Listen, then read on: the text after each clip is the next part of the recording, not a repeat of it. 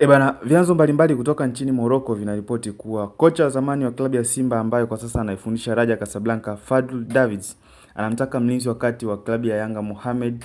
Abdullah maarufu kama Baka ili kuongezea nguvu kikosi chake kuelekea msimu ujao 2027 2026 2027. Ikumbuke kwamba Fadlu Davids amewahi pia kupita nchini Tanzania akifundisha mpira, akifundisha klabu ya Simba Sports Club, na baada ya hapo akatimkia pale nchini Morocco ambapo anaifundisha Raja Casablanca na amefanikiwa kuipandisha kutoka level zilizokuwa mpaka sasa ambapo inashika nafasi ya 4 katika msimamo wa Botola Pro ligi hiyo ya pale nchini Morocco, ambapo wana jumla ya alama 30 nyuma ya Wydad Casablanca pamoja na FAR Rabat wenye alama pia 30, lakini nafasi ya kwanza akishika Mas Fes. Sasa je, klabu ya Yanga itakubali kumwachia beki huyu kitasa ambaye ni nguzo kabisa pale katika ulinzi wakisaidiana na Dickson Job kuelekea pale nchini Morocco kwa Fadlu Davis,